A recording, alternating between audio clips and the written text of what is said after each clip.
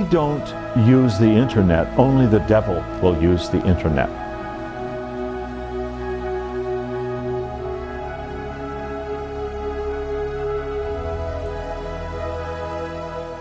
All right.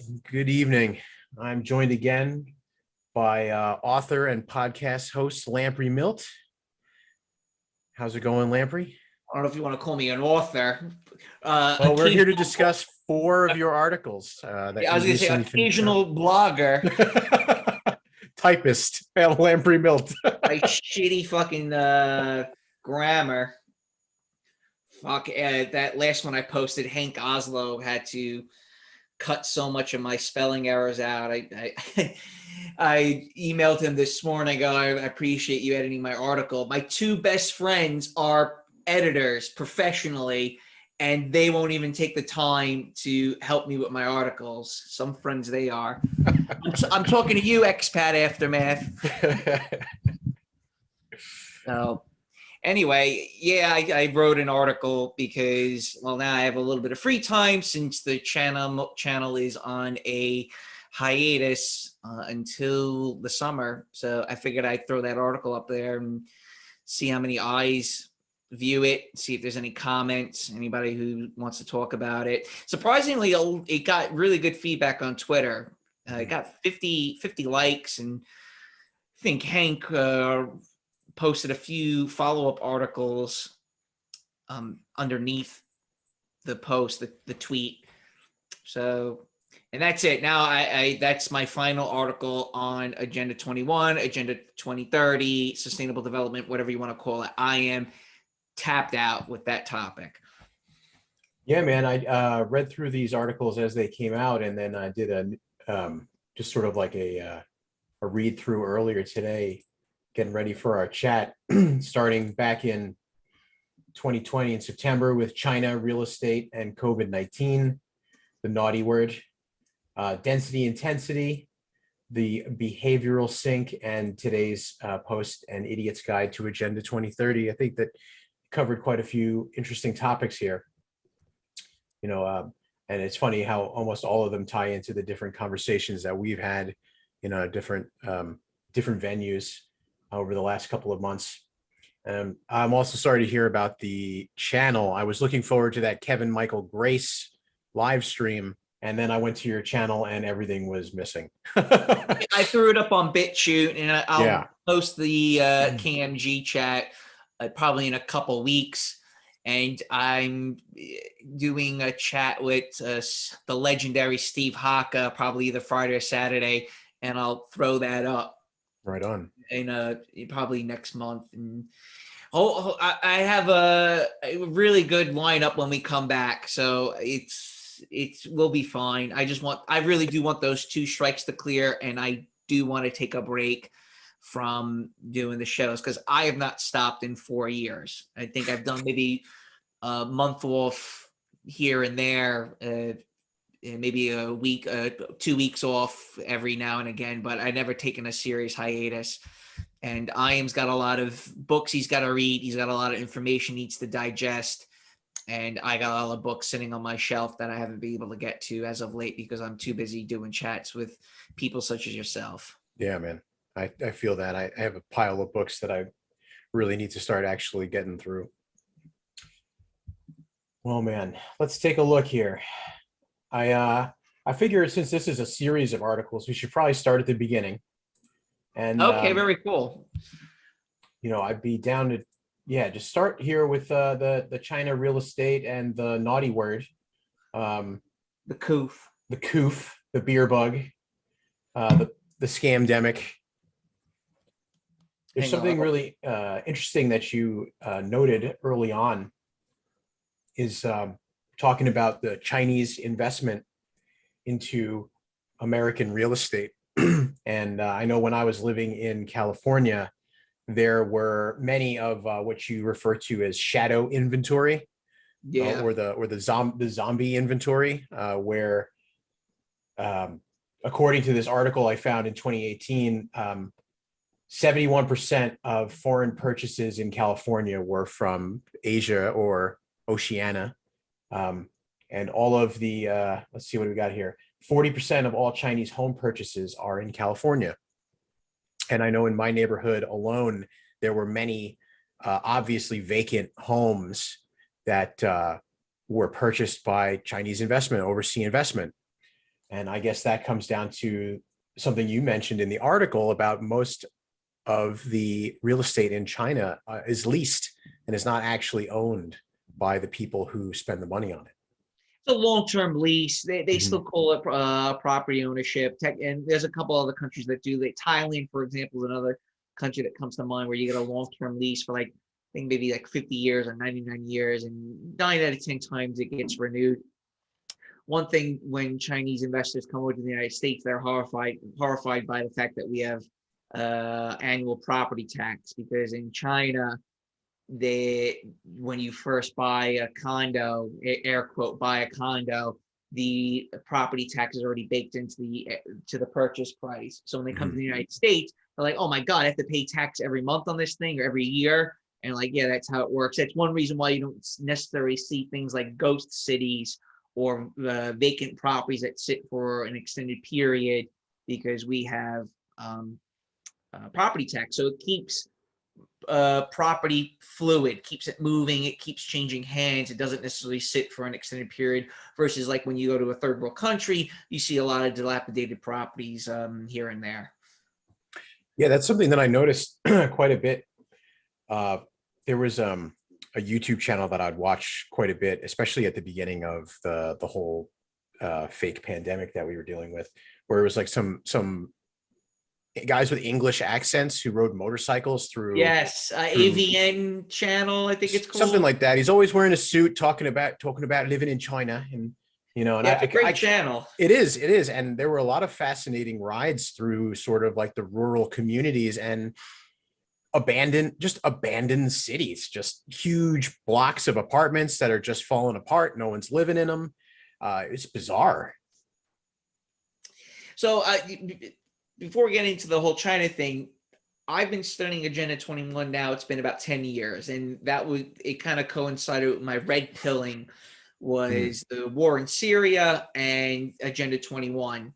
I want to say it was either like Alex Jones or Glenn Beck kept going on and on about Agenda 21. And what I was doing at that time as a job was also kind of in the realm of sustainable development. So when I started hearing them talk about these things, and then I started taking a look at some of the documents and stuff that I was doing in my job, I was just blown away, horrified. I remember printing out PDFs, going to my relatives, going on government websites, local villages and towns, learning more and more about the nuances of Agenda 21. And to my horror, it was all true. I couldn't believe, like, wow, this is actually fact. This is actually happening. And it basically fell on deaf ears. A lot of people are telling me that there would be too much corruption at the ground level, that you could never really initiate things like this. And we can talk a little bit about that as we get into the articles. It's full-blown communism, the United States or the Constitution, so on and so forth. These typical GOP Constitution, can't happen, won't happen, never will happen. And now fast forward, so many of my friends and relatives were like, oh my God, Nick, you were right the entire time. This is actually happening. This is real. They're building all these little downtown communities. They're pushing sodomite on a bike, as Ian likes to call it. Yeah. And, it overlaps with one another. A lot of these things tend to overlap with one another, and that's why you kind of get lost in the rabbit hole on Agenda 2030, Agenda 21. Agenda 21, Agenda 2030 are the same thing. Sustainable development, smart growth, all in the same thing. And it's all encompassing. I like to focus on the real estate side of things, and obviously the sociology aspect of it also, doing the MGTOW chats. But really, I would definitely consider myself somewhat of an expert when it comes to sustainable development, how the real estate developers are involved in this, the various tax breaks, the zoning and codes and things to watch out for, so on and so forth. Yeah, man. So those 4 articles are basically a bird's eye view and a good template for the average normie or person who wants to understand what Agenda 21 actually is. I mean, I could have wrote a book on the subject, but a lot of other people have covered these topics to one degree or another. I highly recommend Joel Kotkin. He's probably the leading intellectual on sustainable development and Agenda 21. He doesn't actually call it that, but he kind of dances around the topic and leaves the door wide open for you to gain this knowledge and for you to digest it. He just leaves the door open. He's got a great book called what is it? Hang on one sec. Let me get the book. I have it right here. I got done reading it like a year ago. It is called The Human City, Urbanism for the Rest of Us. He wrote that book about 3 or 4 years ago, right before the scamdemic, and he's done a follow-up book called Neo-Feudalism, which coincides with a lot of other writings that he has done, other books. The other thing you guys can check out, and YouTube has buried it, but it's still on YouTube. Type in John Anthony, Agenda 21 Explained. The video is well over 10 years old, and he gives you a great synopsis on how Agenda 21 wound up in America. And a lot of this article that I had written April 20th, I somewhat parroted a lot of things that he had mentioned in his presentation that's online. I think it's got like 700,000 views now. And I know when I first watched it 10 years ago, it only had like 20,000. So obviously a lot of people have caught on to it. Yeah. And back then, it was the only people that were talking about it were the Tea Party people. So when a bunch of these Tea Party these various, I guess, cliques and groups, Tea Party groups, started to divulge this information, they kind of got written off as conspiracy theorists, John Birchers, you name it. They were just labeled as a bunch of wackadoodles. And now, 10 years later, you can see that a lot of these people were correct about what they had to say and basically where we were going as a society. And with COVID, it's accelerated and exasperated a lot of the various kind of these bodies, these organs to the body of neoliberalism. It's forced a lot of those things forward. Mm-hmm. Yeah, it sure has. You see it everywhere, especially when it comes to the artificial real estate market, just across the board. Well, it's global. Yeah, that's the thing, and we could talk a little bit about how Agenda 20 works in other nations, and I've kind of glanced over that. Now, when I learned about the ghost cities, tying this back into my first article, and why I had mentioned China, probably about when I first started learning about the ghost cities of China, what I initially thought was this was a way of pulling the people off the rural lands and shoving them into these high rises, but a lot of these high rises are empty. And now with Xi Jinping, and some people will not necessarily agree with me, he's somewhat backtracked off a lot of these ideas. So a lot of these properties are sitting vacant. He's not the Chinese Communist Party and Xi Jinping are not necessarily that inclined about throwing people off these agricultural cooperatives as they once were.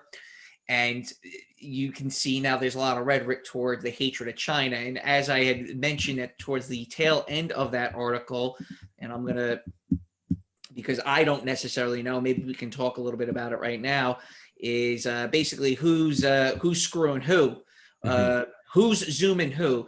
The only thing that still baffles me is the question of who ultimately stands to gain from this transformation, air quote, the real estate transformation. Will the U.S. eventually extrapolate China of its wealth and deplete it of its best and brightest via brain draining through the impositions of open borders, allowing fresh cash and bodies to flow into the United States?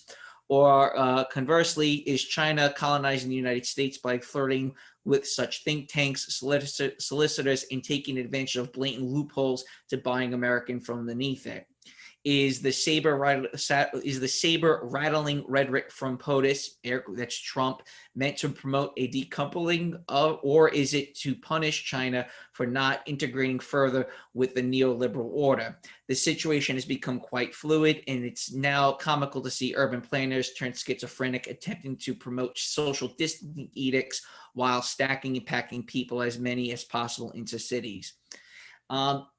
Yeah, so I'm a little bit confused as far as where does China stand in the Great Transformation, the Great Reset. The ghost cities aspect of things, I mean, this article I really got lost in the weeds on. It doesn't necessarily have to do with Agenda 21. As I stated before, I always was under the notion that perhaps the idea was to pull a lot of these rural folk and stacking and packing them. But again, the Communist Chinese Party and a lot of the Xi Jinping thought doesn't necessarily bode well with them. Okay. Well, where do you think that we should start about this conversation then? Where do you think that would be a good beginning for you to go over the? Well, I tell you what. Tell me, what do you think of Agenda 21? What do you know about it, and we can kind of just start snowballing it from there. Well, I know most about it in the context of the 2030 of Agenda 2030. It's the same shit. Yeah. So again, Agenda 2030 is Agenda 21. It's just they just keep moving the goalposts further and further out because a lot of the benchmarks aren't reached by a certain time frame. So originally, it was Agenda 21 started with the Rio de Janeiro conference in 1992. It has its origins predating that. It's just that the Agenda 21 as we know it started during the Rio de Janeiro conference in 1992. It started moving across the United States. Again, we can get into that. Then the first benchmark was 2002, then 2012, and now it's moved out to 2030. Mm-hmm. Where you'll own nothing and be happy. Bingo. There you go. Yeah. And we can see after, this whole pandemic, like you're saying, has accelerated a lot of the movement towards it with the rising cost of houses, inflation, the laptop class, people working remotely. One of the articles here, you noted that poor and middle class people are confined to urban and suburban areas that are, becoming almost inseparable now, whereas the wealthy have purchased farmhouses and farmland well outside of the city because they have the resources to make sure they have food and they can take helicopter rides to get to and from where they need to go. You also mentioned Long Island City as an example of the archipelago. What's that? It's an archipelago for the ruling class. Yes, like most of the manufacturing and everything has been taken out of the area and been gutted, and then this Taco Bell infrastructure has taken over with overpriced apartments. Gentrification is also part of Agenda 21. Mm-hmm. Yeah, apartments with no room for families. The increase balconies, key fob entries is part of the smart city. This is all tied in with smart growth. Yeah, I know down in Phoenix, Arizona, they have a smart city going up. It's a big deal right outside of Phoenix. There's a suburb that's going to be total smart city. Everything's going to have logins with your cell phone, key fobs, like you were saying. It's going to be. They're going to try to make it all self-contained. Why do you think it was so important for everyone to get a smartphone? What do you think the Obama phone was about? Yep. Right. Well, and you even mentioned what we can't even take the batteries out of the damn things anymore. Well, that's from Tom, actually. Tom made that point. I think I haven't had a phone that I was able to take the battery out in maybe like 4 or 5 years. And any smartphone you get now, the batteries get embedded into the phone. So even if you turn it off, is it really turned off? Yeah. I remember back in high school, this is going back, 15 years. I used to joke with my friends, like we used to think there was like some secret battery in the phone, despite taking the actual battery out. Like, no, man, there's probably a battery in there that keeps the phone on tracking you. And it's conspiratorial and tinfoil hattish as it sounds. For a bunch of fucking pot smoking high school derelicts, we weren't that far off with our with our tinfoil hat conspiracy. Yeah, I remember seeing a video a long time ago of Mark Zuckerberg, and he had a piece of tape over the webcam on his laptop, and it just struck me as, well, if the guy who runs Facebook has a piece of tape over his laptop, what does he know that I don't? And then I became extremely skeptical of all of these things just from putting that together. It's weird with Zuckerberg because I feel like he's the type of guy that looks like he has so much to say but can't say it. He always looks like he's having an anxiety attack. Yeah, extremely uncomfortable. Very uncomfortable. So uncomfortable. It makes you wonder how much pull and play does he actually have. And I think, again, Tom had mentioned that Facebook's origins are in something called what the hell is Facebook's real name back in 2003? Son of a bitch, just slipped my mind. Anywho, it'll come back. I don't know, but I do believe, that Facebook's origins are tied to the CIA, I believe. DARPA, yeah. DARPA Facebook. Here we go. Let's see if it. Give me one moment. I want to DARPA Facebook. LifeLog. LifeLog. Yeah. So Facebook's original name was LifeLog, and that was back in 2002 and 2003. DARPA started that. They shut it down, and then Facebook came out, I think, a year later. Just a couple guys in their college dorm starting this. Yeah, just like Bill Gates was just a guy in a garage, started up a computer company. Yeah, well, a lot of these people get heavily subsidized. I don't necessarily know if that's the case with Facebook and Microsoft. I think Microsoft just steamrolled the competition, started buying everyone out. Obviously, with Tesla, they're just heavily subsidized. Well, yeah, it wasn't Gates. Gates was already a millionaire when he dropped out of Yale, and his family is all tied in with Planned Parenthood and everything. So he had tons of money and connections before he started Microsoft. Absolutely. Yeah. Now, with the real estate developer side of things, a lot of them just start gobbled up. Massive expansion with hedge funds, where they start buying up single family homes. Obviously with BlackRock and Blackstone, those two obviously come to mind, where they kind of just start, again, asset management. Now property is looked as an asset, not necessarily something for you to live in.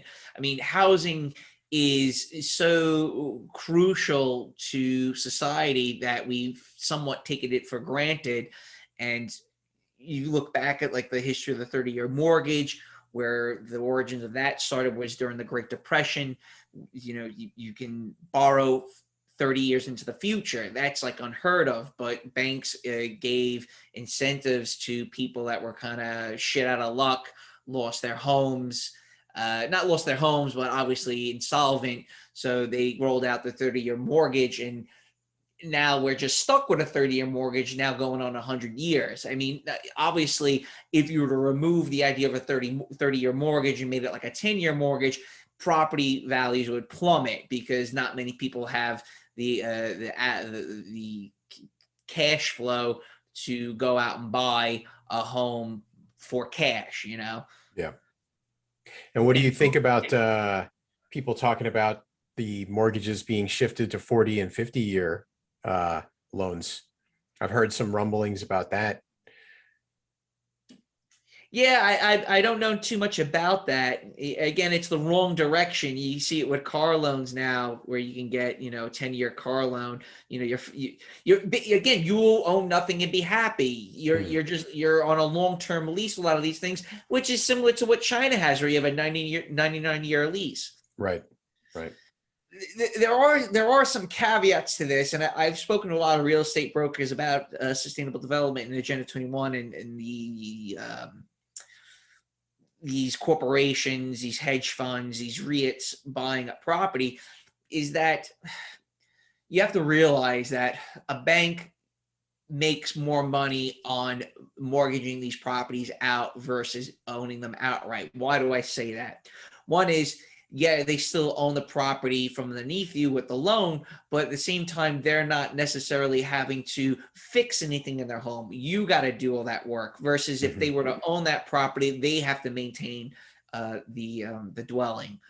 So that's something. And this is something I'm toying with now. Is like, well, let me look at this from another angle. Is it really profitable for these corporations, these hedge funds, these mom and pop LLC business, like buying them? Like, is it really worth it for them? And again, I'm still toying with this idea. I don't know enough about it, and I just know back in the 70s and 80s that a lot of these landlords were liquidating their properties, like they were just giving them away. I know illegal aliens back in the 80s were the landlords. Their assistants would go to the person renting the property saying, yo, here's the title, here's the deed, here's the keys, all yours, man, just sign here and you got it for like $20K. And they're like, oh shit, really? Fuck, I don't have to do any paperwork. That's how a lot of people in New York gained their properties in like the mid 70s to up into like the late 80s, early 90s, is that landlords were just broke. The asset was worthless. And they were like, I just need to get out from underneath it. That's how the housing cooperative came into existence in New York City. 80% of all the housing stock in New York City is not rentals. It's not private property. It's housing cooperatives. How did the housing cooperative come into existence? Well, the building sponsor, the landlord, was insolvent. He still wanted to retain some type of, authority as far as the, which way the building was going with financially. So he would still maintain a control of the board to some limited aspect, or had was the majority stakeholder in that building. But at the same time, he kind of wanted to get away from it because it was a shitty asset to hold at that time. Gotcha. So that's a little bit of the history of like a housing cooperative. I think they're in California, in the northwest, Seattle, but the overwhelming majority of housing cooperatives happen to be in kind of like the New York City area. And where are those now? Are those still active, or are people getting out of those? Like I said, 80% of New York City housing stock is housing cooperatives. And that's a kind of a nice, I am very pro housing cooperative because it kind of forces people to work together.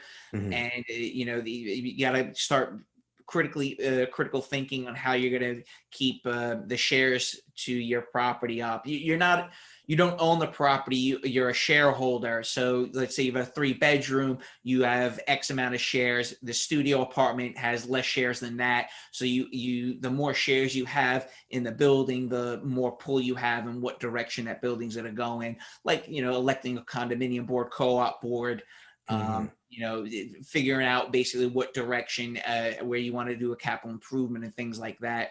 And it's really difficult for a housing cooperative to be converted over to a condominium where you are actually the unit owner. You're not a shareholder.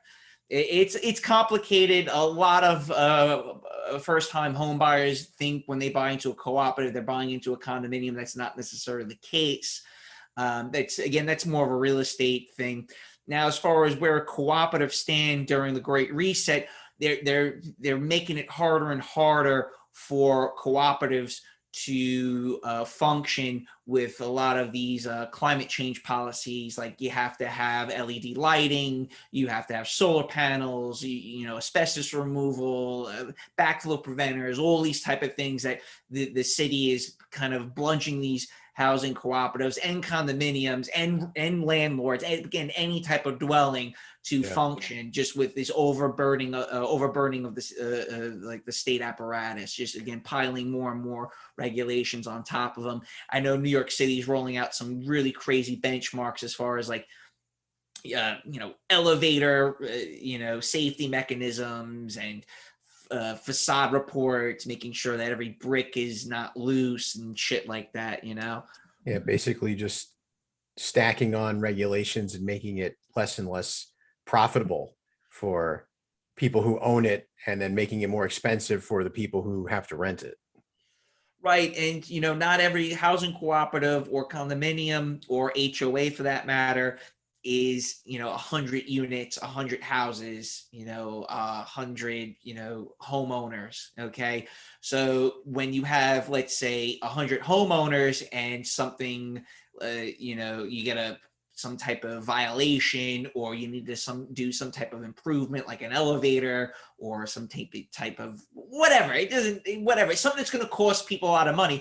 You have a bigger pool of money to dip into, versus, let's say there's 20 houses and you have to make an improvement, some type of drainage project, right?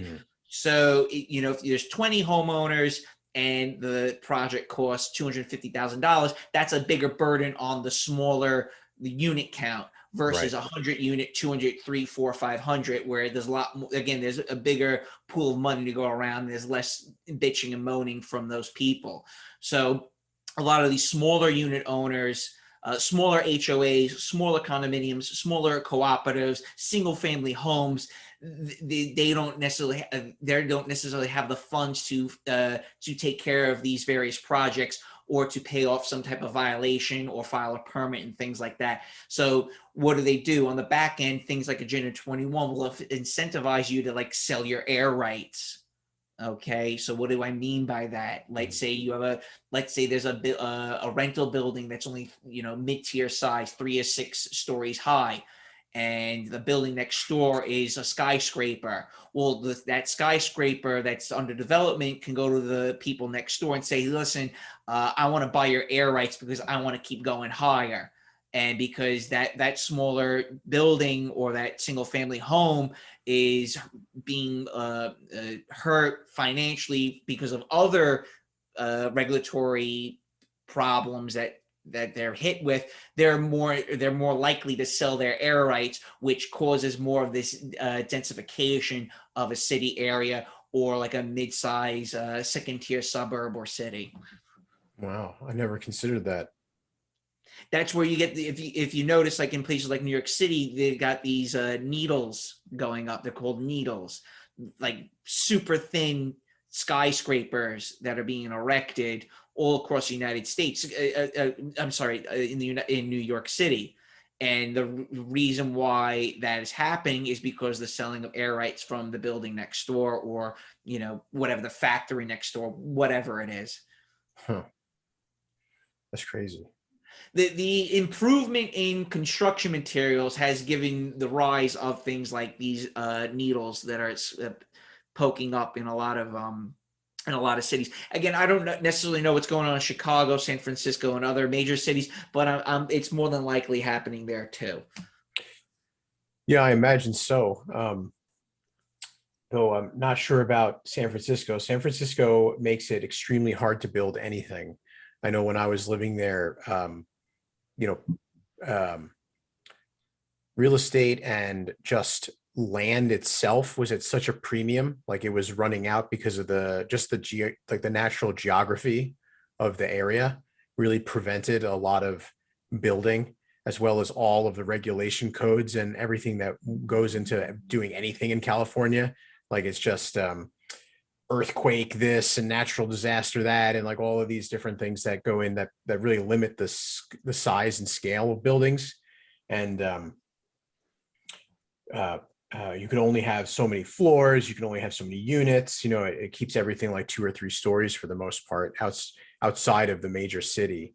Something that you were talking about too in this real estate vein, since we're on it, the brownstones turned into multi-unit rentals. that reminded me a lot of another thing that was going on in the Bay, the hacker house, where people would own a home, slice it up into a bunch of little bunk rooms, and then rent each one out for basically the cost of what a one bedroom would be in a normal situation. And it seems like they're all kind of related. You're either building vertically and in some kind of a co-op or in some kind of a HOA or something, or you're getting nickel and dimed by someone buying something that exists as a standalone and slicing it up and trying to get the most out of it from the individuals who are looking for a place to live. Oh yeah, absolutely. I don't know enough about California, but you can use California's template as a weather vane for what's happening across the rest of the United States. 100%. A lot of the problems that we're seeing now stem from corruption at the highest level. In the past, it was usually corruption at the lowest level, but now with COVID and the consolidation of wealth and power, you're getting corruption at the top, because they have the power of the state to leverage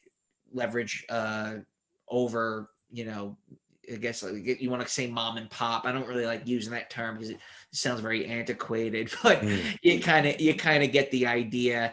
And obviously, the biggest leverage that the state has over property owners is taxes. And with inflation, what's going to go up? It's going to be your taxes. Oh, we've done an assessment. Your house is now worth $800,000. When your property tax is going to be $20,000 annually. Wait a second.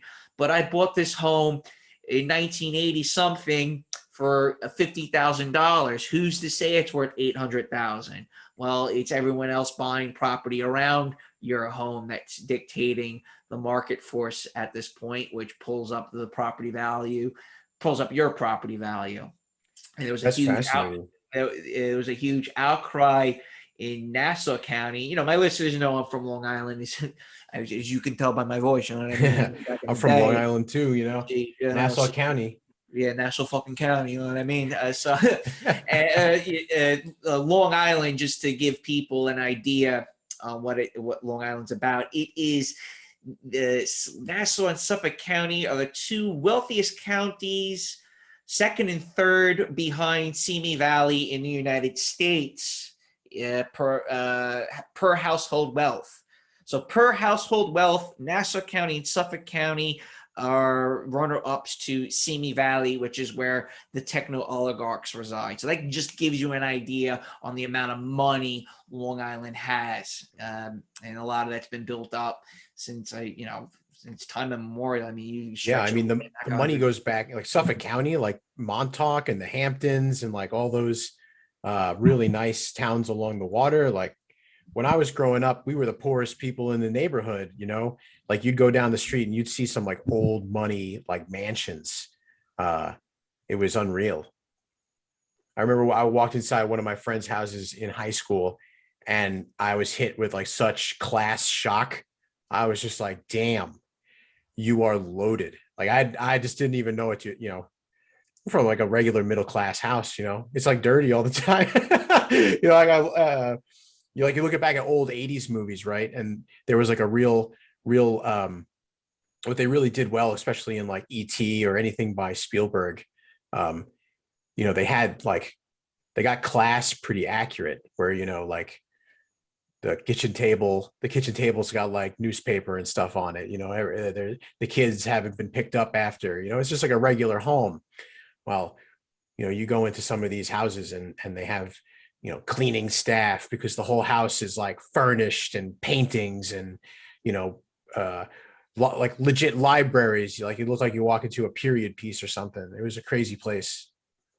Yeah, you guys can check out Tim Dillon. He talks a lot about the wild nature of Long Island. He grew up in Island Park, which is a total Irish white trash neighborhood that I think is still affordable despite everything that's going on. I remember, I was trying to move back to a town nearby Island Park, right next to it, before I left New York. And my family was like, "Oh, well, if you can't live there, you can always buy a home in Island Park." I'm like, "Fuck no, I'm not living in Island Park." Digressing, when Hurricane Sandy hit, and I was driving through Island Park, there was like boats in the road. I was like, "What the fuck is a refrigerator open?" Like, we just got decimated during Hurricane Sandy, and that's one reason why it was always affordable, because it was so low to the fucking water. And it literally was. It's an island. It's Island Park. It's an island between mainland Long Island and a city called Long Beach. And it's funny because Long Beach is the biggest, it's the only city outside of New York City on Long Island. And now they plan on building the first skyscraper outside of the 5 boroughs in Long Beach, despite the amount of pushback from property owners and single family home and residents saying, "We don't want this, we don't want this." And right in the middle of COVID, they slipped it right through when everyone wasn't paying attention. Everyone's cowering inside their house wearing 3 masks and double jabbed. So, COVID was able to push a lot of things through while people were distracted across the United States. Yes. Obviously. Yes. It does seem like it was a giant distraction to get everybody out of these business centers, free up a ton of real estate, free up a ton of opportunity, get people accustomed to living and working out of their homes without getting the benefits of living and working out of your home, like from a tax perspective. I know if you are an independent contractor of some kind, you get tax breaks on your square footage, you get tax breaks on your internet, things that go towards your business. But if you're still working for some company, you just happen to be in your room or in your living room, you're not getting any assistance at all. You're actually, hurting because you have to provide all of the, internet power and all of these things with no recourse from or no benefits, really. You know what I mean? Yeah, totally. Yeah, it's I think Christopher Lash calls it the diminishing of expectations. So you meet your doctor via Zoom. Yeah. Why are you supposed to check my blood pressure over a fucking Zoom call, man? Like, don't you want to see what I look like? It's like, right. So you're still paying for the same service, but the service is not nearly as good. Yeah, and I think that there was a time in there that people were actually really enjoying it and not noticing the rising costs of things. But now I know most of the bug people who I am acquainted with are starting to finally notice things like the DoorDash bill is starting to get absurd. The groceries, the grocery delivery, so you don't have to go risk germs or what have you, is starting to get absurd. The I guess time where you had sort of a benefit if you were making a decent living and also being remote for COVID, where you didn't really notice the changes. It's all starting to become a bit more reality now to these people. I don't think it'll change their mind about anything. They're still, plugged into the matrix, but at least they're noticing. I noticed very long time ago, at least 6 months, I stopped ordering food just in general because the bill was starting to get absurd. And nowadays, like, I can only imagine, I went down the street for a burrito and chips the other day and it was $22. And I didn't even order for delivery. I just walked down to the shop.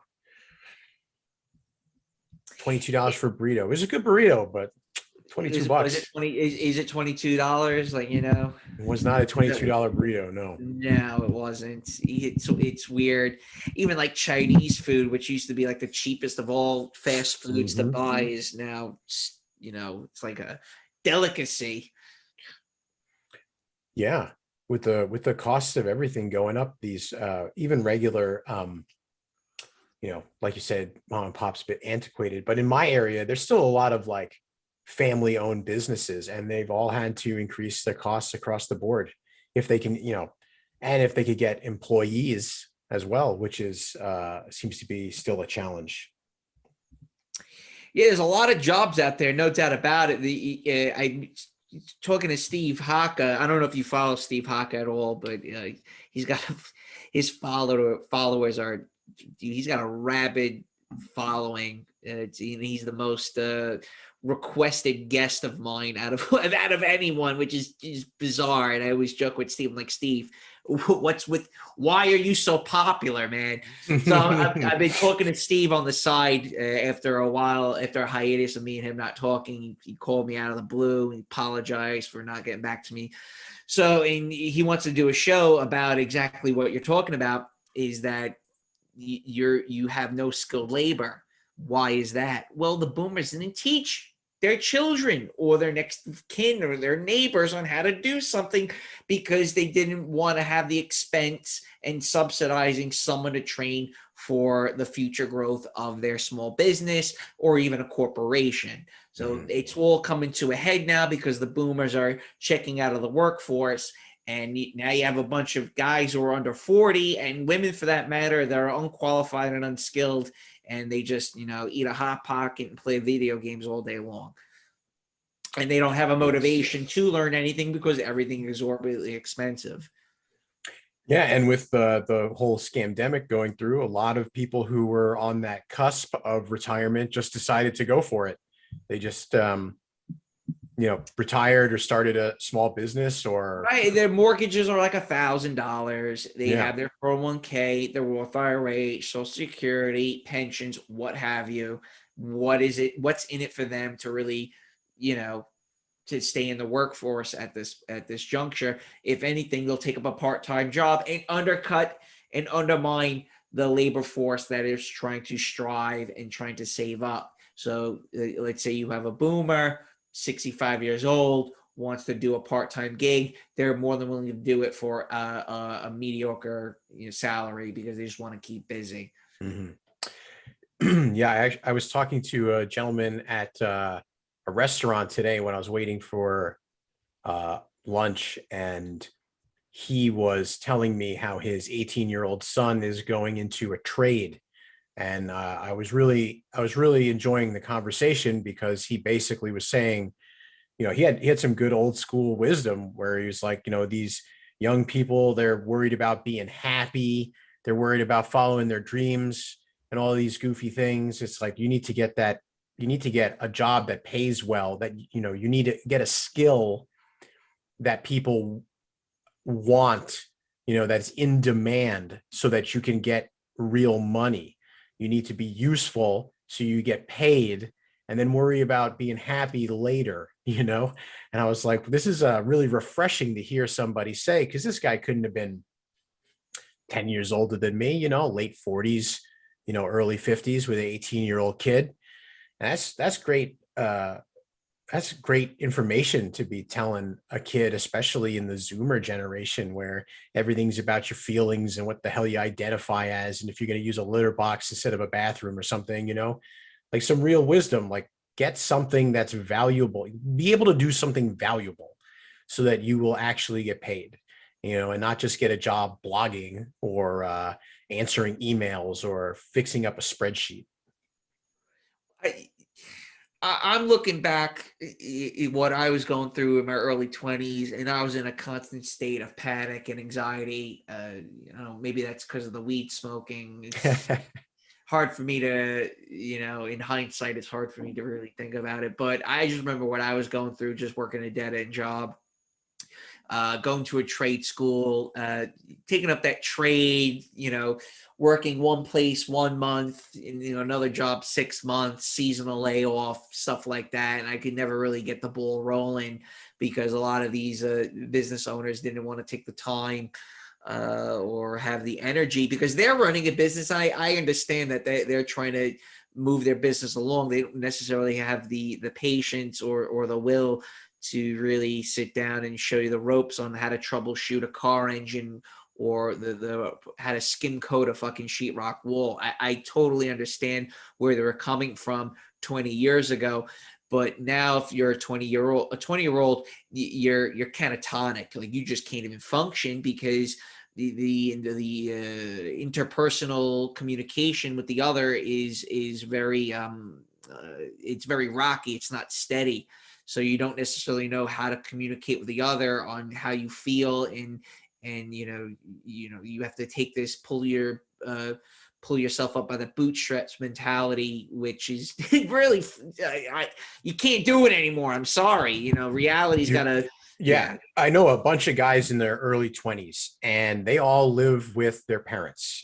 And, I don't dog on them because where else are they going to live? Like, how is some 23-year-old guy who doesn't have a career, essentially, who's still kind of like figuring things out and trying to get things rolling, how are you going to afford a $1,500 a month apartment? That's impossible. That's not happening. You're going to be living with roommates, or you're going to be living with your folks. And if you're living with your folks, just, save your money and start pushing it towards something that you can build up into something. And I can only imagine how tough that is nowadays with the state of everything. Well, what do you wind up doing? And I alluded this into that article. You have a brownstone. Wei Feng from Shaodong bought the brownstone, $1.52 million, and you start partitioning the brownstone out. So you put like 5 bathrooms in it instead of 2. You turn a 4-bedroom into an 8-bedroom, and you start doing things like that. And then I think on my Carl Denninger upload at the beginning, there were these young people renting out a mansion in Midtown Manhattan, and it housed 16 people. Yes, I remember seeing that. Right. So that's kind of what's happening. And obviously you're an impressionable 20-something-year-old. You want to live that life, that hustle lifestyle. You're aspiring to be part of the laptop class, let us say. Yeah. You want to be around beautiful women. You want to just do takeout and, wake up not knowing where you are at 4 a.m., and have a story to tell the next day to your boys. Like, I get it. Upload an Instagram, shit like that. But that's fun when you're 25. It's not necessarily fun when you're 35. So when you're 35, you kind of, your bed's looking more and more nice. Yeah, I want to, cook something and go to sleep and start my day early. Adulting, basically. You want to adult. Right. You want to be an adult. Shit. Unfortunately, in these days, that mentality is happening to people older and older, where, you're trying to extend your adolescence into your early 30s as long as possible, and not wanting to give up those types of lifestyles where, maybe our parents' generation, but surely their parents' generation would have been married and had a kid or 2 by then. You know what I mean? Yeah, 100%. Steve Hawker just texted me something about baby boomers. He sent me an article. Just want to see what the hell he sent me here. Classic baby boomers. Oh well, the article's not loading. Anywho, so I think the important thing, though, I really want to stress this point, that a lot of things with Agenda 2030 overlap with one another. Mm-hmm. But the crux of it is the climate change agenda and the transformation of real estate. There's a lot of other appendages that are included into Agenda 21, like women's empowerment, social governance. The word governance doesn't mean government. It means stakeholders in that society, which is meant for real estate developers, not-for-profits, basically any type of how do I say, any important aspect of a town or city is considered a stakeholder, and individuals that wield a lot of power within that town and village. So it's not necessarily government where, you as a simpleton, where everyone's equal, even if I'm a homeless person, I have a say in what's going to happen. They offset the responsibilities of the citizen, the plebes, the denizens, to a stakeholder, which could be a hospital, a hedge fund, a local real estate developer, a not-for-profit, an NGO. These are considered stakeholders. So when you start looking up Agenda 2030, you'll start seeing this term stakeholder a lot in governance, social governance. Some other parts of Agenda 21 is healthcare. Again, I mentioned women's empowerment. That's an important one. LGBT rights. Even things like fishing, for example, like, the idea of catch and release. You can't have a fish under a certain size. These are all type of things and various appendages to Agenda 21. But the crux of Agenda 21 is climate change and real estate, because anything you do, any way you interact with the environment, there's no way around it. You have to interact with the environment, but they're putting all these things in place to make sure what you do with the environment has some type of ramification to it. Mm-hmm. Like this whole push for electric vehicles and this sort of thing. Yeah, let me go back to the article I had just written. Hold on, give me 1 second. I wrote, it doesn't take a rocket scientist to realize that everything we do impacts the environment. This is a grand ambition to manage people's interactions with the environment. Now, the first page of Agenda 21 states, Agenda 21 is a comprehensive plan of action to be taken globally, nationally, and locally by organizations of the United Nations system, governments, and major groups in every area in which human impacts on the environment.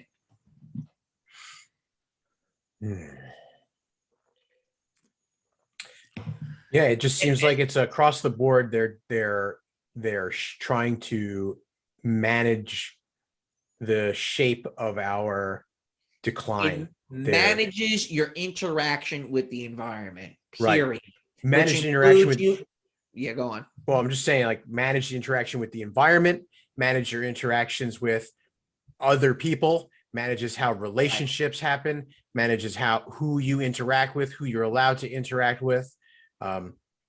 Where you're allowed to live, how you're allowed to live, like down to the micromanagement of every aspect of your life, so that you don't want to leave your house and go out, and you have no power to change anything around you, even if you did leave. Like, the governance of your town or local community is completely outsourced to, like you were saying, these NGOs, these third parties.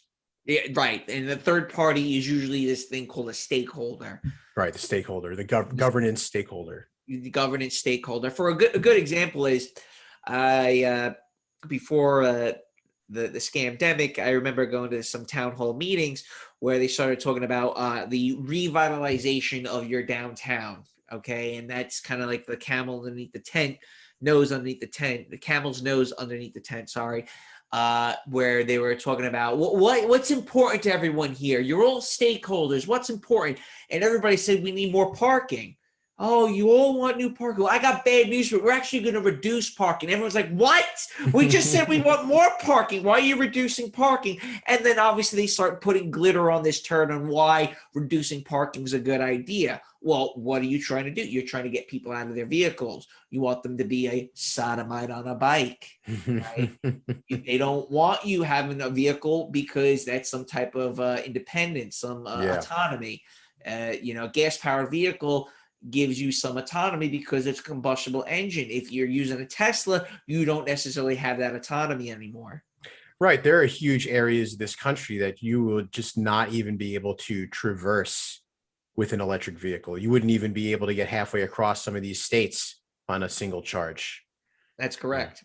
Yeah, man. It's unreal. But you can have you can go downtown and have your gay bar, and you can have your Pilates studio and your coffee. And you could do heroin. Oh, even better. Why not all four? It's funny because a lot of these bike sharing programs in New York City, the people are just stealing the bikes now.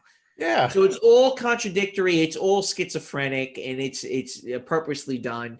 I alluded in one of the articles how a lot of this doesn't make sense, and I I'm thinking that the powers that being the ruling class, they're just so, I think Z-Man calls them the cloud people, where they all just talk amongst themselves about how wonderful trannies are, but they're not engaging the hoi polloi and asking, what the hell do you think about all this shit?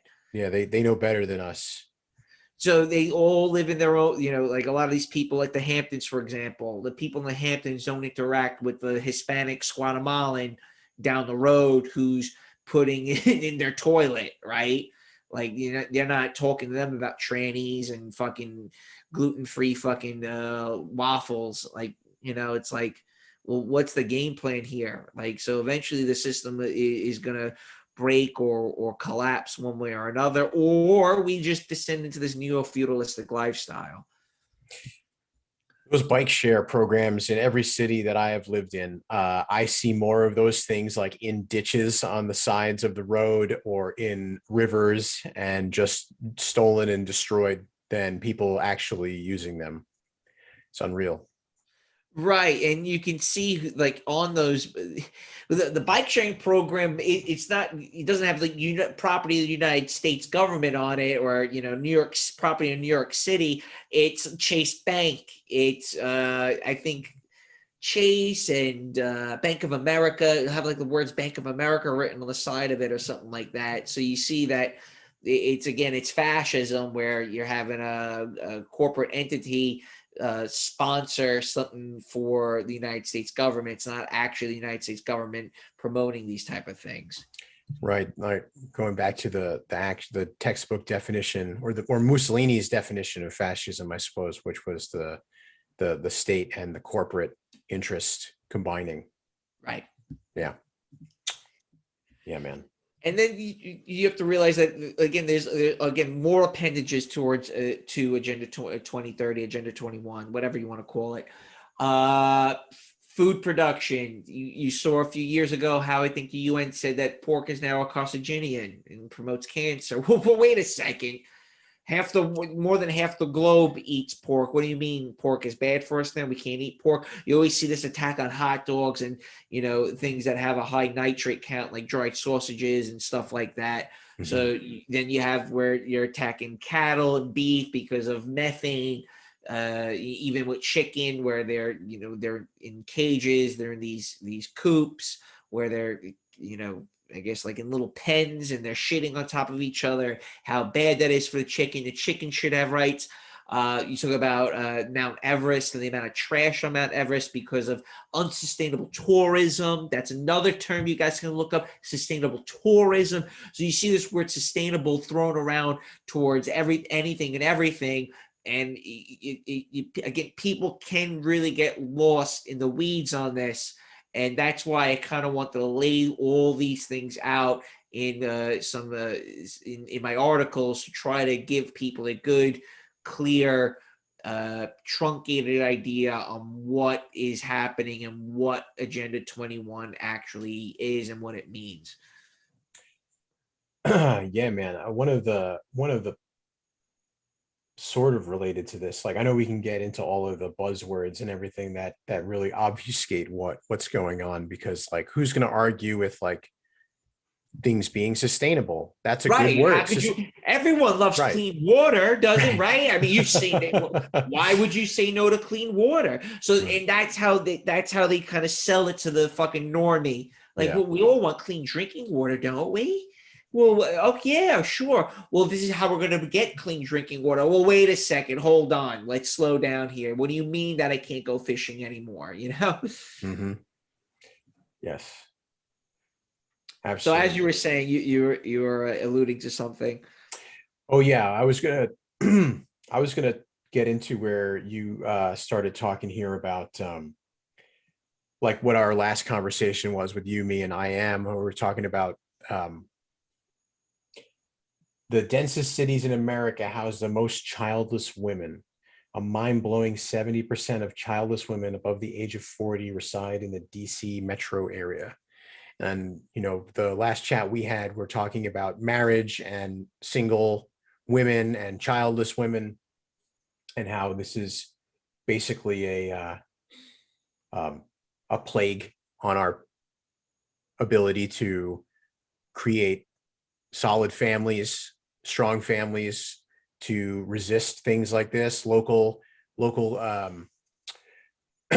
communities that can withstand these things. Like, maybe once upon a time, there were communities that were strong enough to resist this kind of propaganda. But these days, somewhere in our parents' generation, the town hall meeting, like you described earlier, there would be people who would actually be able to stop the the reduction in parking. But somewhere in the middle there, we lost the ability to actually make real changes, or to stand up against this stuff. And now it's just sort of being foisted upon us. And now, as the micromanagement of everyone's life is being steered in the direction of things like 2030, we're just seeing things escalate to the point where, 40% of, or I'm sorry, yeah, 70%, or I'm sorry, I don't know how many women are actually childless, but I'm pretty sure it's a huge amount.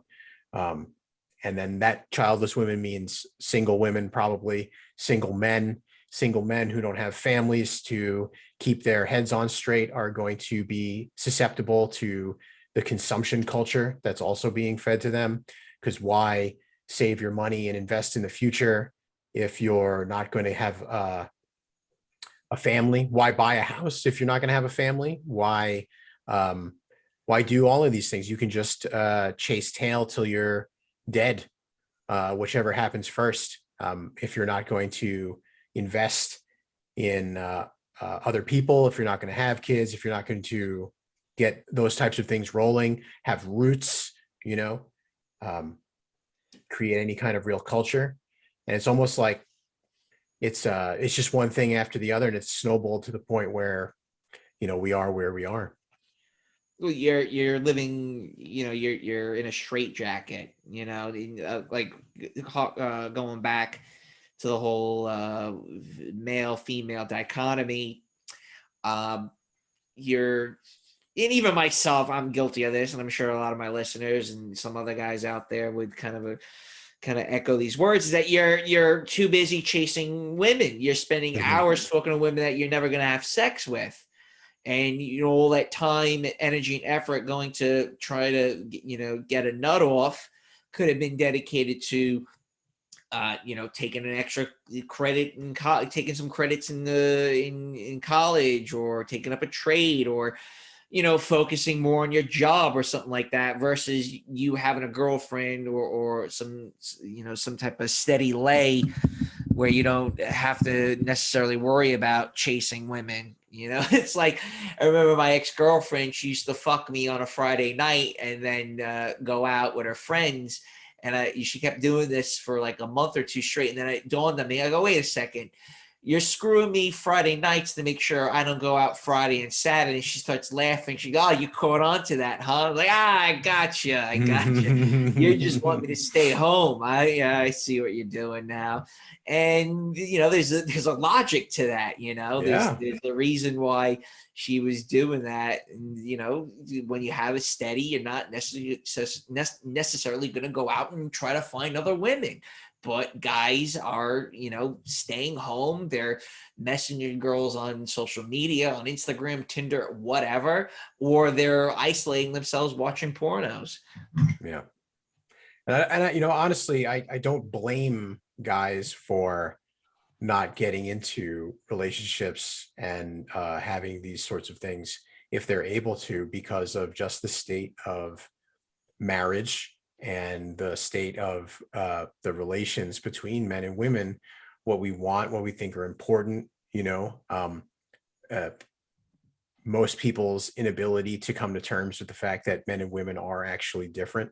We've been brainwashed for so many years that we're basically the same thing. And women have lost what it means to be feminine. They don't know these skills, and men have lost what it means to be masculine. They don't know how this stuff works. The idea of a man or a woman. We have a Supreme Court justice that can't even define such things. Like this.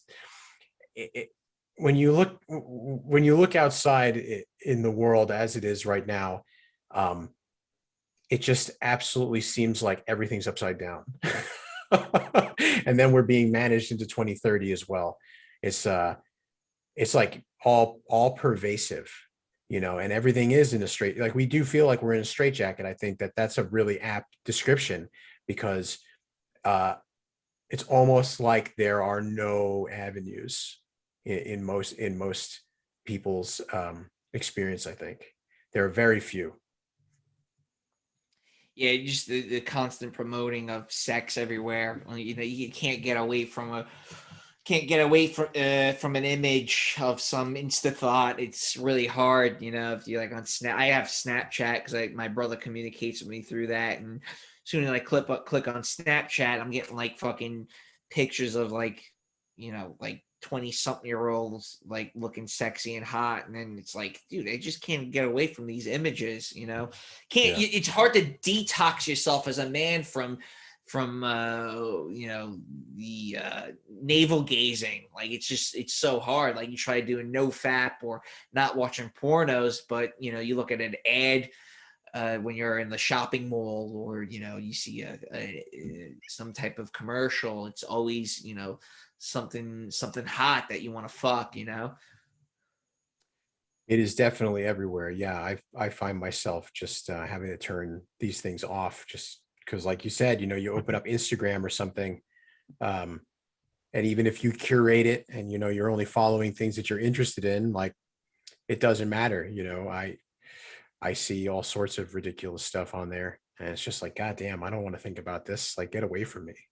Like, can I just open up my phone and not see sex in my face, or can I not see Yeah. these things? Yeah, it's a bit nauseating. It It's is. a bit nauseating. Yeah. And you can, and I wrote about this, and I haven't released any of this type of work yet. I have a 30,000 word, like almost like a mini book that I had written like 5 years ago, that the over sexualization of a culture leads to desexualization. What I mean by that is that if you leave so little left to the imagination, you don't necessarily want to go out and pursue those women anymore. All right, I saw her tits, I see her ass, I see what she's about. I'm good. You basically become the old man who gets off just images, and his sexual satisfaction is met just by looking at a woman. Where it's like, I'm good on that. And when I was in Southeast Asia, I remember going swimming in the Mekong River, and all the women were wearing jeans and a hoodie. I was like, what the fuck are you doing swimming in the jeans and a hoodie? Well, one is they're afraid of being raped, because rape is still prevalent in a lot of the third world. And the other thing is that because they're sexually modest. So when I would see a woman in the city street, and you catch a little bit of skin, you're like, ooh, I want to see a little bit more. Now you're a little bit intrigued. Versus now, like I see like 18, 19-year-olds with no bra, and you can see right through her shirt. And I'm like, I'm good. That's a good enough image for me. Yeah, that's a really interesting point that you make there, because like sometimes I see a woman dressed really in a scantily clad, and it's almost like I'm just over it. Like it's too much. It's just like, like whatever. Like, yeah, I've already seen. I know everything about you already. Like I'm just. It's actually easier to avoid some of that, like when you're out and about. Because if she's just showing everything off, like, of course you're gonna look, because we're visual creatures, but at the same time, it's almost easier to not be interested in that, because you've just already gotten like so much of it into your stimulus, into your brain. It's crazy. The women with the best bodies actually cover up the most. Just little side note for the guys out there. Because they know what they have is really hot, so they actually tend to hide it and don't want anybody to see it. So my Well, ex-girlfriend, she had an hourglass figure, but you would never be able to tell. The normie would never be able to tell that she had a smoking hot bod. One of my good buddies from Nepal, he spoke fluent English, fluent Khmer, fluent Vietnamese, and when I introduced her to my friends, my buddy from Nepal, who's been, he's been with like hundreds and hundreds of women, he goes, she's got a smoking body. And he's like, because he knew the way she was dressed that she was hiding everything, but you can still see the silhouette a little bit of what she was hiding underneath the clothes. And out of respect for me, because I would just beat her senselessly if she dressed like a whore. Circling back about what kind of stands up against a lot of these policies and a lot of this social engineering. It's unfortunately it's a lot of gangs. It's any type of organized crime, things of that nature. I know in a town on Long Island they tried doing something in the vein of trannies and ladyboys, and I think a few small business owners who had connections kind of just went to that place and said, listen, you try doing this, we're just going to burn your fucking building down, like just straight up, like, kind of like this Tony Soprano kind of a thing where you try doing it, watch what happens. You got a cat there, dude. I do, yeah. I know listeners can't see it, but I can. Yeah, she likes to steal the show. Typical lady.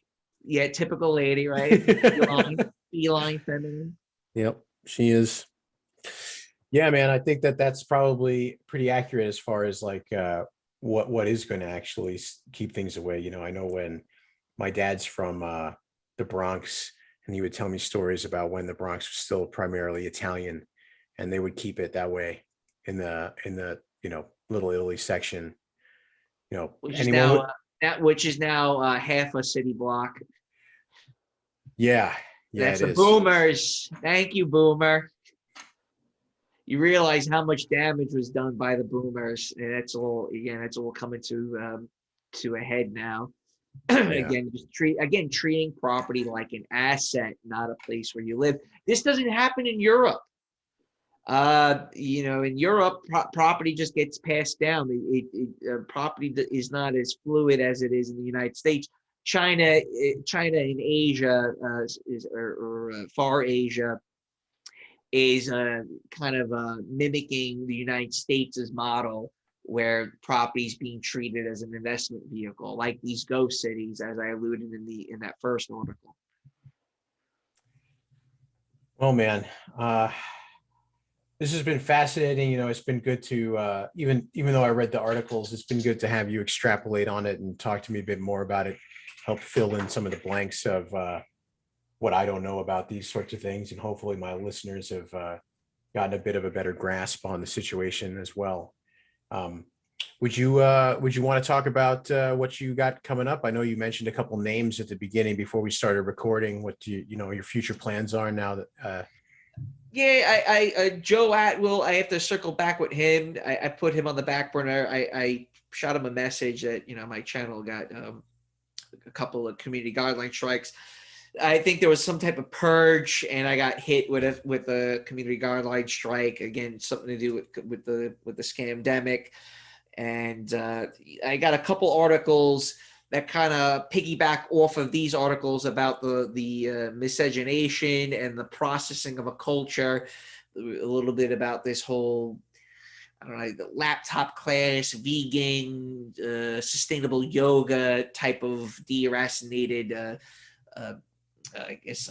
middle class, where they kind of feign status, but at the same time they care about the environment, but don't want to get involved with actually helping people that are kind of down on their luck and want to abrogate their responsibilities to some type of bureaucratic state to take care of these problems. A lot of the left, as we know it, the woke left, it's not actually engaging with the community. It's abrogating responsibilities to a stakeholder to fix problems, but at the same time disengage with the problem. where, what I said in the article, how are you supposed to explain the bougie brunch core restaurant while there's a junkie outside? Like, do you have blinders on? Do you not see this guy pulling his dick out while he's passing by a bunch of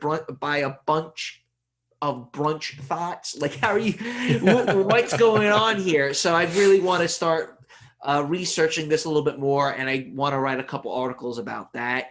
And I do have another article about Syria 2011 revisited, about how the derp state goes in and subverts a lot of these nations. I have a lot of good material on what had happened in Syria 10 years ago, and I want to flesh all that out and put an article together and kind of show everyone like how that whole situation went down, how YouTube played a hand in sloppy jihad, and some of the parallels and differences between the war in Ukraine and what had happened in Syria and Libya during the Arab Spring 10 years ago.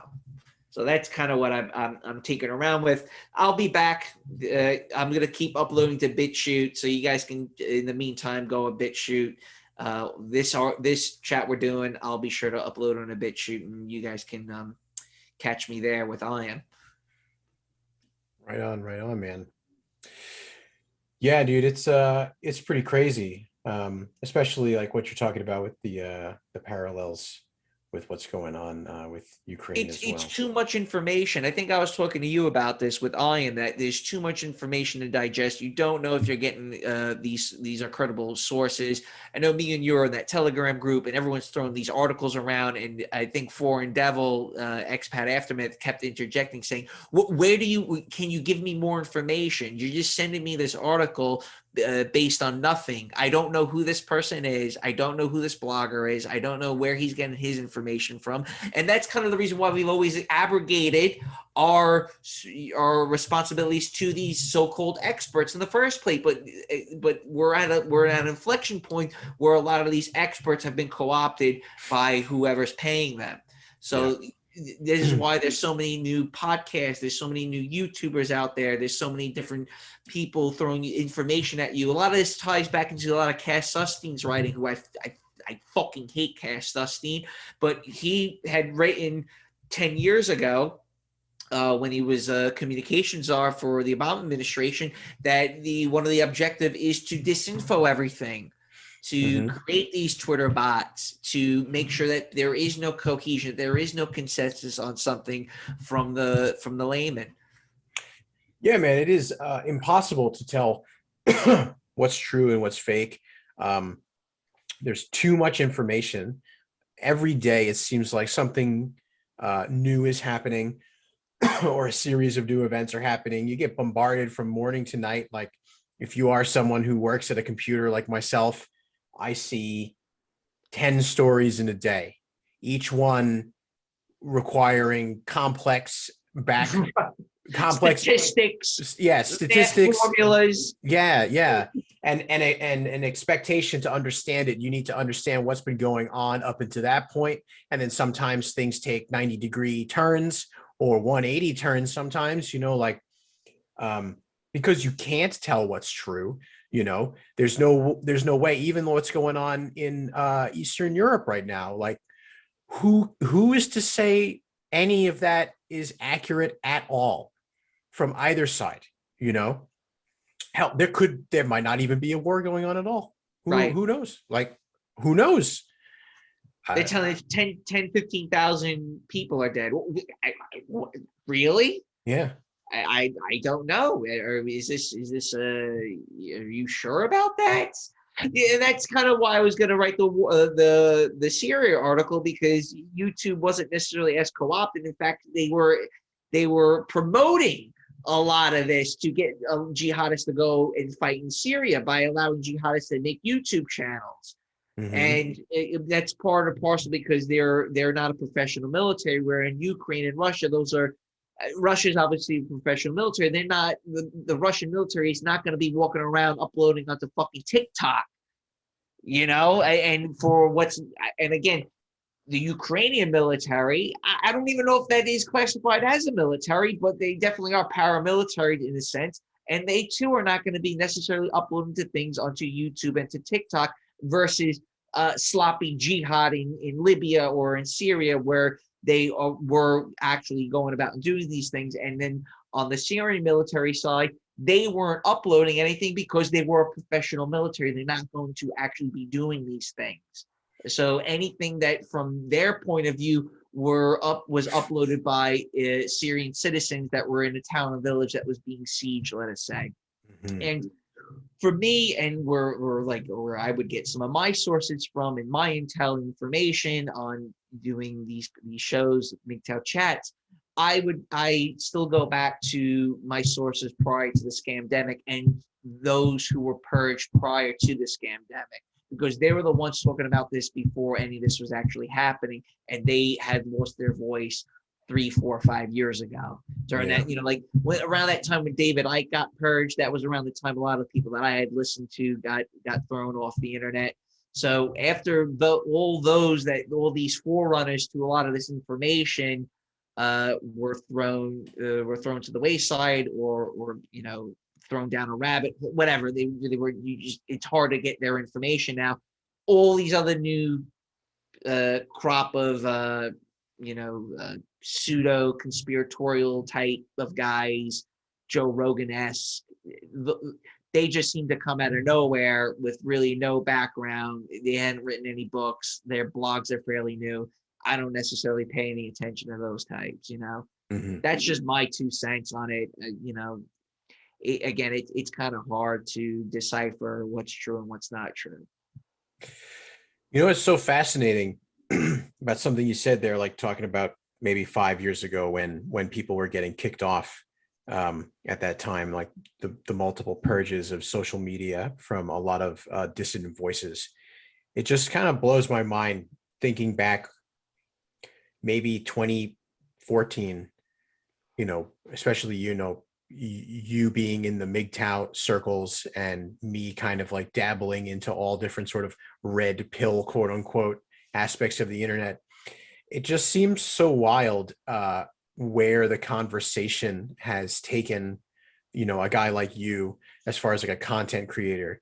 Because some of the first stuff I heard, you broadcast, maybe 4 years ago, it was basic kind of MGTOW stuff, problems with women, problems with relationships and these sorts of things. And now fast forward 4 years, our conversations and the stuff I hear you talking about, global politics, Agenda 2030, like the conversation we had now, what do you think about that? Have you thought about how, your own work and your topics of interest and stuff, how that's changed as we've sort of seen these things unravel in front of us, all these plans unfold, like what's important to us now and what the conversation is in these things? Well, I think it's good that more people are aware, cognitively aware of what's happening, but they're 2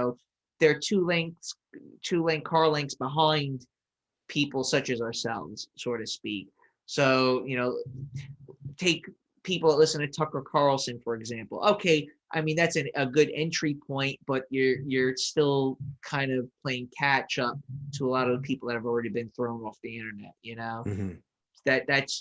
That's kind of what I see. Too late, too little, too late. It's look.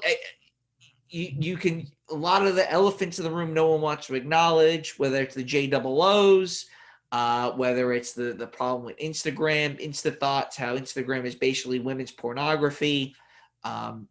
It's still the attacking of men. I mean, that's never going to fucking end no matter what. Just, like I see a lot of these normie cons still attacking pornography, regardless how you feel about it. You're attacking men for watching pornography, but you're not attacking the women that are promoting their OnlyFans or their Pornhub pages or things like that. Right. You see this attack on John to go out and solicit prostitution, but you're not attacking the prostitute. So you've completely inverted the situation where men are obviously under the gun and being attacked for being men, but you're not attacking women's hypergamy and female nature, because Women are empowered, right? That's they're empowerment for her empowered. to go out And and you're be a not going to take prostitute. women. You're not going to take women's power away. Right. So she Right. can go out and be a prostitute, and she can do all these type of things, be human trafficked, what have you, whatever. But you're attacking the enabler. You're not. You're attacking the drug. You're attacking the drug user. You're not attacking the drug dealer. Right. Right. Which is, laughable in a sense, but that's why there is MGTOW. I know there's a lot of people in the cuck bund who don't ascribe to the MGTOW lifestyle, but I remember Turd Flinging Monkey. He was on my show numerous times, and he said, listen, until you acknowledge the elephant in the room, I'm going my own way. Well, what's the elephant in the room? Well, it's the female nature and allowing it to run rogueshot over your society. Yes. Yeah. And you have to realize that Agenda 2030, one of its staples is women's empowerment. What's women's empowerment? Giving them equal opportunities, allowing them to be part of the Borg, and allowing them to dictate social policies where, pedos are wonderful, trannies are wonderful, the heroin addict should have his own safe space, and you're not allowed to criticize it. Mm-hmm. Yes. And they don't seem to, they have no foresight to a lot of these things that they're totally okay with, and how the words basically saying no to something is equating Nazism. It blows my mind away. Yeah. Yeah. So, well, it's just the childlike nature of these creatures, and then we give them the power to make decisions, and I don't know why we're surprised when they make, we're surprised because we forgot a yes. lot of basic principles. Yes, we forgot a lot of principles. I remember Elon Musk being on Joe Rogan. I don't like Elon Musk. I know he's like he's kind of been this lightning rod for people on both sides of the Great Divide. But when COVID happened and everyone was sitting home and eating frozen pizzas, he says, well, if you stop working, things stop working.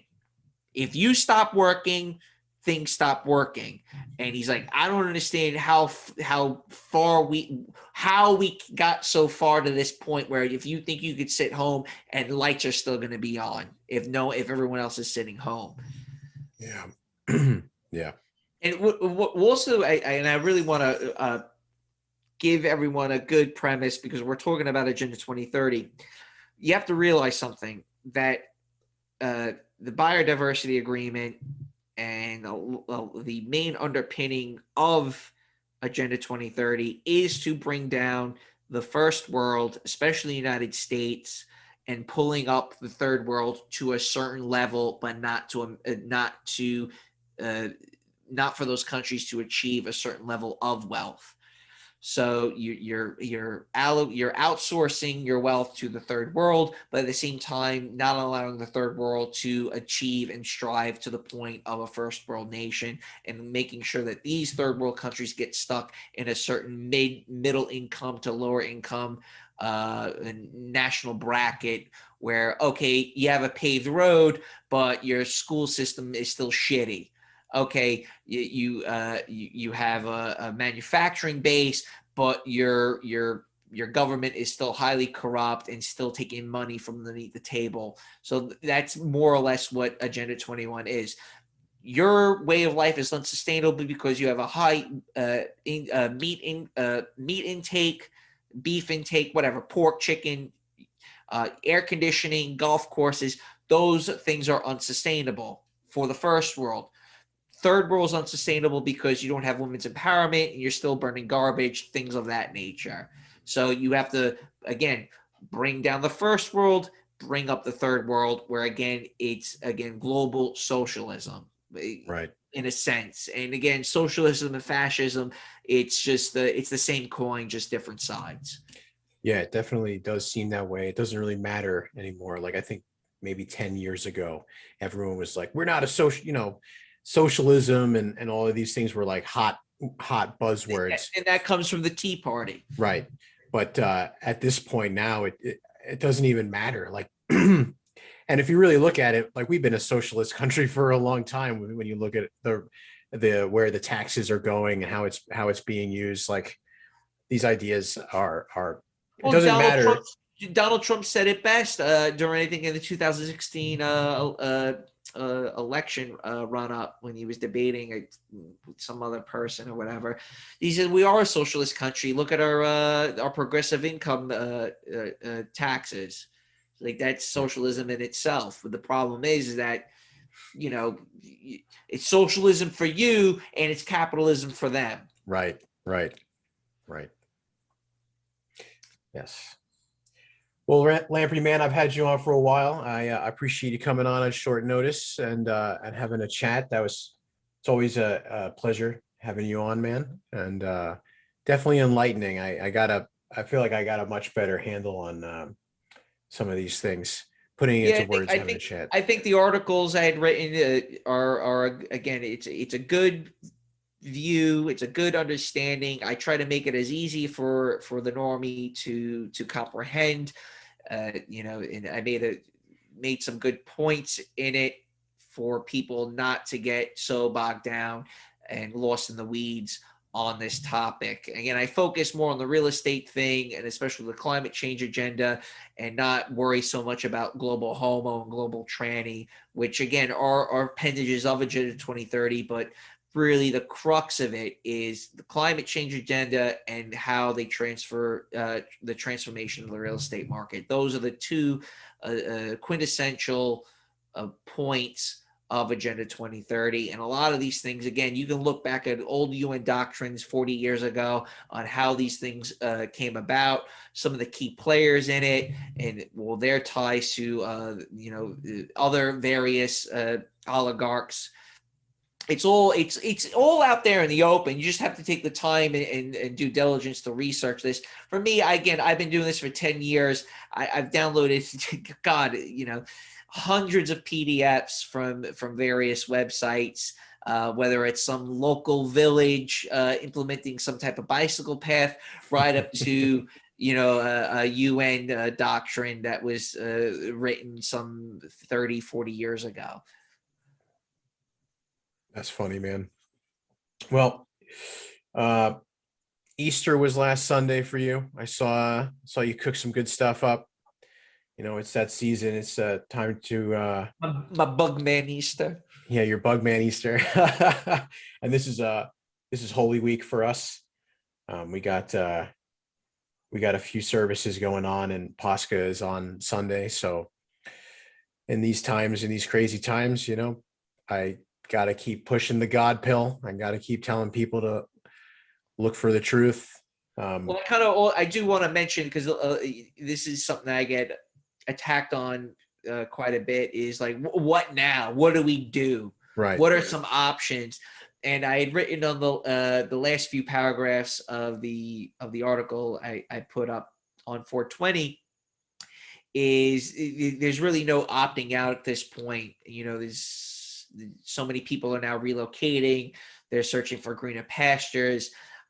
You're going to have to realize that the United States, there's no more like pasture for you to run away to. This redistributing of the hoi polloi across the United States is just another part of a bigger scheme that's being wielded out. So if you want to have chickens in Idaho, just know that there's a good chance in that location that you're relocating to, there is some type of Agenda 2030 policy in that location. There's very few places left in the United States that you can run away to and get away from a lot of this type of stuff that's happening, and right, because you were saying that no matter where you go, the local towns and communities have taken the money, the federal funds. So that means that since they took the money, that comes with the governance as well. You can't separate these things. Correct. I know my buddy, he just moved to like middle of nowhere, Michigan or something, I think, in like a literal like nowheresville town. And guess who the sheriff is? Black lesbian. Right. And there's pride flags all over the police station, and all of these things in their downtown. Like, you can't get away. There's no getting away from it, man. It's everywhere. Correct. It is everywhere. Unless you want to move to rural West Virginia, where the local sheriff is missing his front teeth. I mean, I would could probably try get that. along with that guy way better than the other. Yeah, that's the unfortunate aspect of Agenda 2030. Because a lot of these policies have been propagating underneath the radar without people really acknowledging it. So I Yeah, and think it's all obfuscated, right? Like your normie who doesn't understand who the foot soldiers of these change vectors are. They don't see the connection. Like when I make that comment, like, oh yeah, the black lesbian constable, like they're just like, well, that's who they are, that's just well, like, how did what that person get there? right, how Who appointed them? exactly. It's like what E. Michael Jones says, that they're the perfect foot soldiers, even if they're Avant-garde. yeah, even if they're not rainbow people, like there are certain groups of people who are the ideal candidates to be the managerial class that are going to put in these or implement these policies, even if they don't understand the policy in a grand scheme. They don't need to. They're just the perfect stooges, like the perfect players to just put into positions, and they will say yes to whoever their masters are, and will sow chaos naturally. Anarcho-tyranny, I think is what they call it. Yeah, I think so. Anarchy tyranny. And when you try, that's the thing. If you try talking to someone about the constable being a black lesbian, it's like it's like drinking from a fire hose. So Right. and again, that's kind of why I wrote these articles, as an easy way for the normie to digest without them getting too lost in the weeds on why that constable is been put there in place. Yes. You have to there has to be some type of starting point, and that's why I had written these series of articles. You have to spoon feed it, and this is kind of the situation where we're at now. A lot of people want to just stick their heads in the sand and just not deal with it, because again, if you turn on that spigot, they can't handle the amount of information you're throwing at them. Yeah, that's very true. Like we are so we are so far gone from normalcy, and they've done such a good job of just boiling the frog, for so Yeah. long, and changing definitions of things, and helping to forget things that used to be common knowledge. Well, they cloudy it on purpose. Right. That's what. So you're being distracted. Well, why is there? Like again, going back to the constable thing. Well, it's who they are. Well, let me explain to you why this is bad. And again, they can't digest that type of information on such an esoteric level. Right. Yeah. It definitely has just been, this cat again. She just needs to be center stage. She's got a Snapchat premium. Right.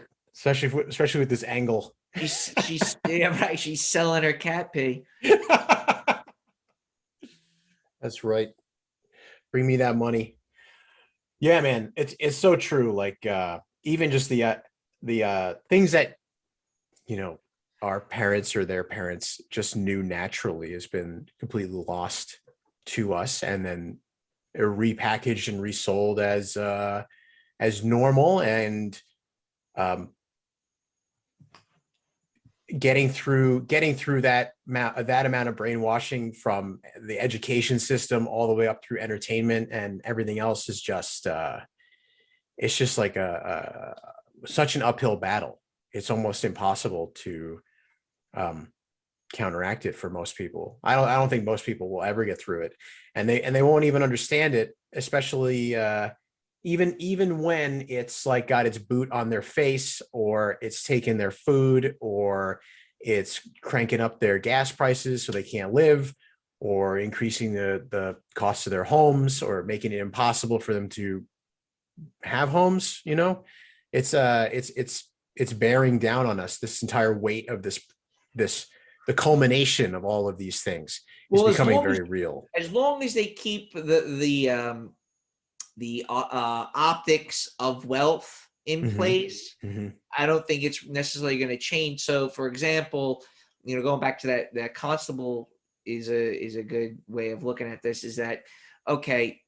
That person is obviously really not adequate for that position, but so long as there's no counter to that, again, violence, for example, or some type of economic collapse, calamity, straight anarchy, you're not going to remove those people from power. So the 25-year-old who's got an internship for U.S. aid, so as long as U.S. aid's being funded, that 25-year-old is going to have that internship, right? And the promise of some type of job or aspiration to be a member of the laptop class. So as long as that's still in place, this is not going to change, because a lot of these NGOs and not-for-profits and these make work jobs are there, and those positions are filled. This is not going to change in any aspect whatsoever. And a lot of these positions are filled by people that don't necessarily have to get their hands dirty. So a lot of these middle management, mid-tier positions are filled, and there's still money to supplement them. I don't see how on earth this is going to change. Yeah, I agree. And I don't think that the powers that be who want to keep it this way are going to allow these sorts of things to happen. Like, I don't predict money put to go burr. Yeah. I don't predict uprisings. I don't predict these sorts of things. I just in general, like, things are just going to get more expensive. Right. Because they're not producing anything. Right. That, again, I'm putting stickers on a stepladder. That's a job, is it? Yeah. Right. How about the janitor? I think the janitor should get paid a little bit more, don't you think? And he keeps the fucking toilet bowls clean. I think that's kind of more important than putting stickers on a power tool about, electrical and fire hazard. You know what I mean? Just saying that. Or the woman who's taking the application for a man who wants to have his dick chopped off. Like, that's a fucking job. That someone is sitting there and processing the future tranny post-ops health insurance policy. It's wild, man. It is, man. It is. Well, it's interesting. You got to keep it. It's hard to see. Like, I've been a little bit better the last few months. I was going through a little bit of a rough spell since relocating, and my job and everything. Just the amount of, I'm having a hard time grasping the amount of abrogating responsibilities to people of skill in a specific job. I was talking to Kevin Michael Grace about this, and he was like pushing back, because I was talking about more on the lines of legal advice, how people can't necessarily give legal advice when reading something shouldn't necessarily have to go to an attorney. I'm using this as an example because I should not have used that as an example when talking to Kevin Michael Grace. But again, if let's say a roof is leaking, for example. Oh, the roof is leaking. Well, how do you know it's leaking? Are you a roofer? No, it's fucking leaking, man. Like, fuck, dude. Get up there and figure out what's causing it. Or you should call in a roofer. No, you get up there and fix it. See if you can stop it without having to call someone else. Like, I'm growing up in New York, and are you serious right now? You want me to get a roofer? Get the fuck up there and fix it. Like, God damn it. What the fuck, man? I can't stand boomers. This is boomer shit. Oh, Yeah. he can't use a roofer because he's in the business of fixing roofs. Oh, so you want to get an engineer? The engineer's going to come along and give you like a Cadillac idea on how to fix it. It's going to cost you an obscene amount of money than just spit and glue. God, man, shit. I'm sick of listen, I've been hawking on the boomer shit for a while because they're a group of people that have not been engaged in the workforce for over a decade, for the most part, the overriding majority of them. For the few that are still in the workforce, they're probably really fucking good at their job, and there's probably no one else better to fill those jobs than a fucking 7-year-old boomer. All right. So all these boomers that are mid-tier IQ are cashed out, and they have no idea what the fuck is going on anymore. Not a clue. Well, just go to the Help Wanted ad in the local Gazette. What? In the Gazette, The penny saver. Yeah, the penny saver. You go right there. Hey, civil service, get yourself a job with the police force. Can't go wrong. I'm sorry, they're defunding the police. I don't know if it's a good idea. They got a pension. You get a pension, you stop working when you're 45. Yeah, but if I'm up against a fucking basketball American right now and I got to take his ass down, I might be on Fox News. You're definitely going to be on Fox News for sure with the climate that's going on right now, man. Oh, Lord. Dude, it's crazy. I was supposed to go to Kings Point Merchant Mariner College.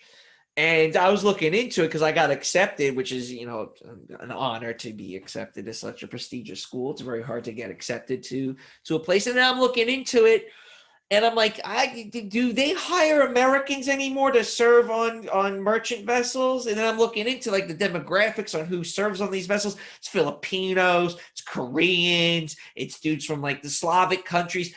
Americans don't do these jobs anymore. And they're not going to want to pay an American because he's going to want a bunch of shit. So I'm not going to this school, and I'm not going to take out these student loans if there's no future in it. Right. That's good thinking, because plenty of people don't think, and then they wind up $100,000 in debt with a degree they can't make any money with. Fucked up story. I know one guy that graduated, got married, just bought a house when COVID hit. He was a deckhand on a tugboat in New York City. As soon as COVID hit, guess what? Lost his job. Because guess what? You're not pulling any cargo ships into the Hudson, are they? No, they're not. You're laid off. You're the first person. You're the last person that got hired. You're the first person to get fired. And he lost it. He lost everything. That sucks. Yeah, 30 years old, something like that. It's really sad. Yeah. That's me venting. I had to do it. I don't vent really as much as I used to. A lot of my listeners love it when I go on tirades like that. It's excellent, man. That's good stuff. But yeah, you're absolutely right. That's why I had you on here to have a chat. Always enjoy your perspective. Yeah. Meanwhile, the lesbian down the road, she's got Amazon Prime packages stacked outside. Does she work? Does she? I'm seeing a lot of Amazon packages, and it seems like they're home all the time. What the hell's going on here? No, they're gonna go buy a child. Fuck, dude, crazy. Would show up in an Amazon package. They show up in an Amazon package, just collecting Dorito dust in her fucking cleavage, and fucking ordering dildos off of fucking eBay. This is how bad it's gotten, man. And fucking, you're talking about Grubhub. I remember my stepbrother's constantly ordering from Grubhub. You have a car. The place cooking the food is literally a quarter of a mile down the road. Go and pick it up. Go and pick it. No, you don't want to leave. Playing Call of Duty. I want to play. There's a part of me that wants to play video games so bad, and then I downloaded a video game, and I realized I wasted 2 hours and accomplished nothing playing this video game because it's so intricate and so hard to play, and it's basically simulating what it is a job is at this point. Yeah, you're absolutely right. 100%. It's not an arcade game anymore. That's what it is. You get video games, you be arcade. You just jump in, you play it. I scored a bunch of points. That was fun. Now I gotta triangulate and do math coordinates. I'm like, what the fuck is going on here? This is Devin Stack was ripping on this lawnmower simulator. Did you see that? No, I didn't. I reposted it a few times in Piling over and over and over again. Dude, hilarious. Lawnmower simulator. You get to basically cut lawns. That's the simulation. I'm dead ass. This is a video game. I'm not making this up. That's absolutely ridiculous. You could start your own landscaping business. And actually make real money as opposed to just sitting there spending money on Grubhub deliveries. And pretending you're riding a lawnmower. Right. Why pretend when you can actually go do it? But then you wouldn't be in your sweatpants in your air conditioned apartment. I couldn't be watching. I got the porn stream in one corner and my lawnmower simulator another, and a hot pocket in my left hand. Oh, we're so decadent. It's terrible. You gotta love it. Oh man, I don't know. I feel so guilty. It's brutal. It's brutal. Well, I refuse to despair. I'm going to keep doing what I'm doing and avoiding Lawnmower Simulator. And you do that. I'm just going to keep trying. I'm going to send you I'll send it to you when this Please do. Over. I'm so going to. It was really funny the way Devin Stack uploaded that. It was funny as hell. Right on, man. Well, I've had you for a while, so I think we should. This is probably Lawnmower Simulator is probably a good time to sign off. A good way. Hey, listen, with Agenda 2030, that'll be unsustainable. So it'll turn into a fantasy and mythology in the future. Oh, they used to have lawns. Yeah, You used to ride a lawnmower. It ran on gas. Yes. Yeah, it goes from being a simulation to a fantasy game. Right. Oh god. Oh, it's great stuff. Oh man. Damn. All right. Well, Yeah, I'm signing this one off. Yeah, I'll let you go. Well, thank you again, man. I appreciate the talk, and I'm glad we got this out, and that was pretty funny. Yeah, man. We'll be in touch. We'll do it again in a couple of weeks or something like that while I'm on hiatus. All right. Absolutely. Always a pleasure, man. All right. You have a good one, Pat. Yeah.